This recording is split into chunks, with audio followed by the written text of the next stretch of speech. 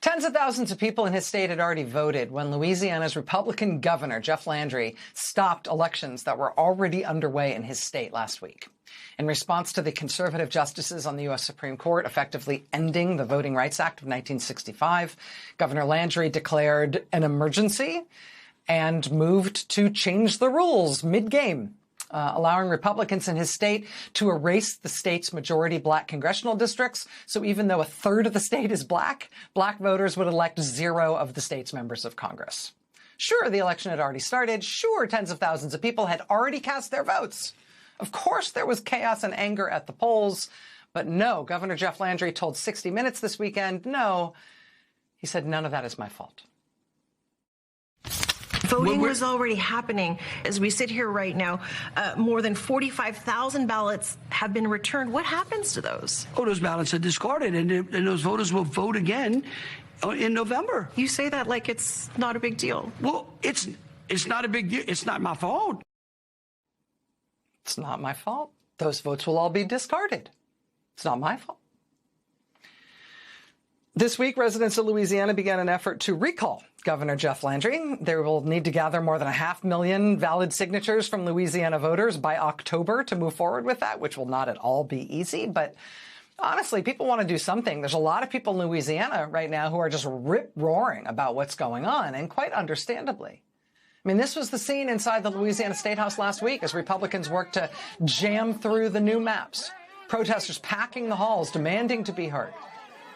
It's frankly some of the same in Alabama, where Republicans are trying to take away at least one of the 2 congressional districts in Alabama represented by a black lawmaker. Protesters saying, "We shall overcome," outside the House chamber, some of them dragged away by security guards. Same thing in Tennessee, where Republicans have passed new maps that break up majority black Memphis so Republicans can run the table for the whole state. Protesters blew whistles and booed and shouted shame as Republican lawmakers walked in to cast their votes.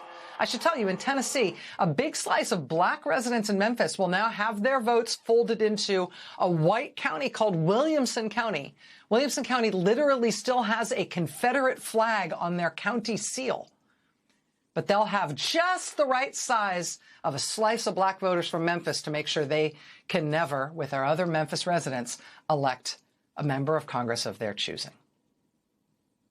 There's a reason why people are calling this Jim Crow 2.0. This really is plainly an effort to drag us back to the post-Reconstruction era after the Civil War, right? The so-called redemption of the old Confederacy, where the slave states reverted to giving black Americans 0 say in their own democracy. And the federal government let them do it. Tonight, the conservatives on the U.S. Supreme Court gave their blessing to the No Black Voters Need Apply new map in Alabama, even though more than a quarter of the population of Alabama is black.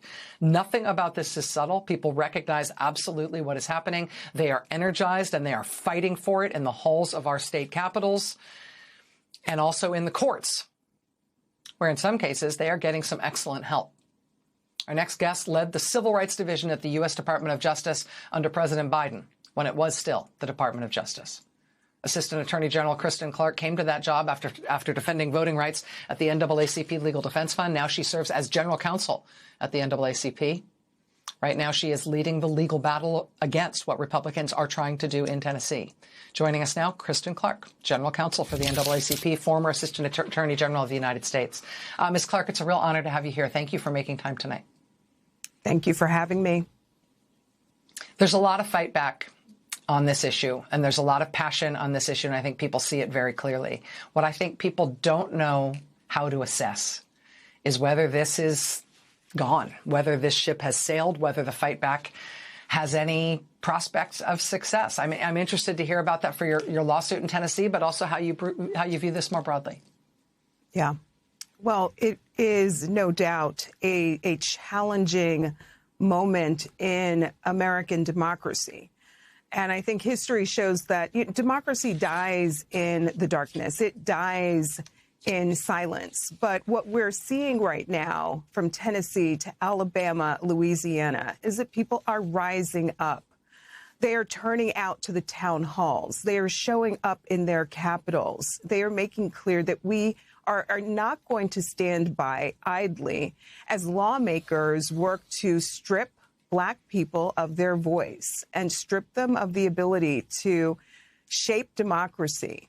Right now, at the NAACP, we are busy and active in the courts. We are determined to use every tool available, even in the wake of the destruction dealt to our nation's most sacred civil rights law, the Voting Rights Act. We are determined to use every tool available to fight back. A democracy is nothing without representation. I know that the NAACP has helped to mobilize people in Alabama and Tennessee and elsewhere, and we're seeing, obviously, just the palpable pain and anger and, I think, determination to not let this stand, to not just let this go by in those states and others. What do you think the mood is like in these states where you are helping people fight and where you've been helping people organize and where people are feeling the brunt of this so bluntly? People are angry. People are fired up.